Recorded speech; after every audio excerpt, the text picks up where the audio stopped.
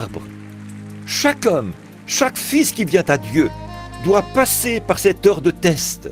Ceci, c'est l'âge de la femme dans cette nation où elle doit passer par ce test. Si elle peut être une jolie femme et agir comme une sœur, les bénédictions du Seigneur sont sur elle. Mais si, après avoir pris conscience de ceci, elle s'exhibe, cela montre carrément qu'elle a un mauvais esprit sur elle. Ce n'est pas son intention d'être ainsi, je ne le pense pas. Beaucoup d'entre elles ne le veulent pas, mais elles n'en sont pas conscientes. Pouvez-vous me dire qu'une femme décente qui réfléchit pourrait mettre ces petits vêtements qu'elle porte là dans la rue?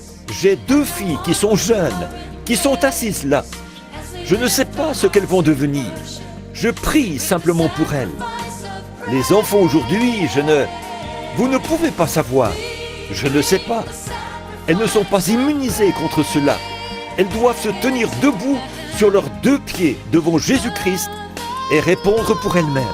Elles ne peuvent pas entrer sur la base de ce que je crois et ce que leur mère croit.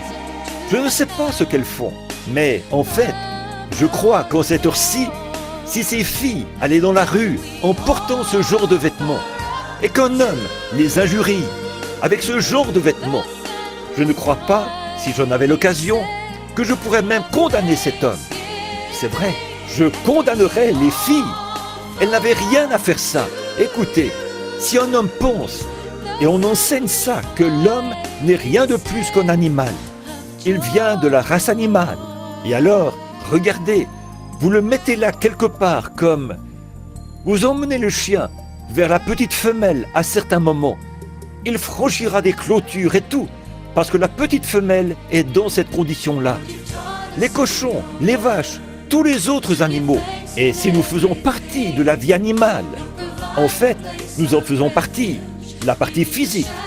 Et alors, quand une femme s'exhibe comme ça, elle prouve qu'elle est pareille à la petite chienne, ou la même chose, exactement. Sinon, elle ne le ferait pas. Elle le sait. La nature lui enseigne que les hommes vont la regarder.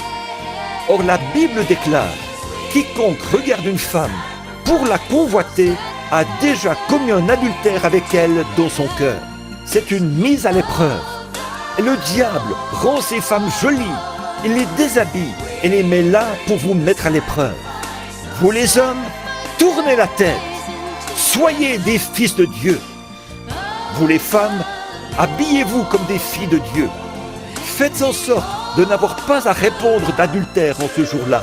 Si cette femme, peu importe qu'elle soit innocente, il se peut qu'elle n'ait jamais rien fait de mal, qu'elle n'ait même jamais eu à penser d'agir mal.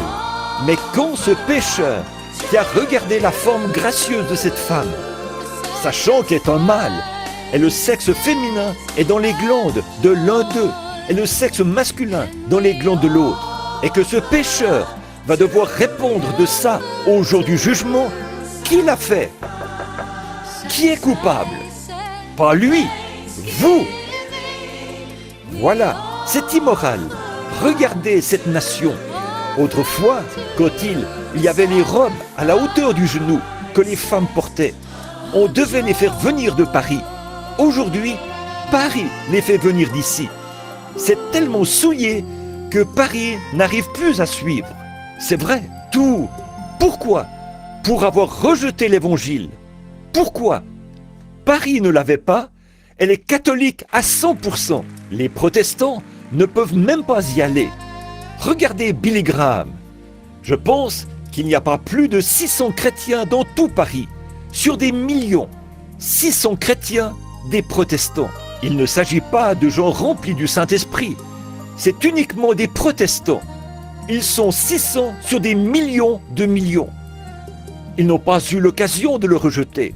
Mais ces gens ont l'évangile. Et quand ils s'éloignent du message et de l'évangile dont ils ont vu la démonstration, qu'ils s'en moquent, c'est qu'une espèce de doctrine prostituée les a pris dans son filet.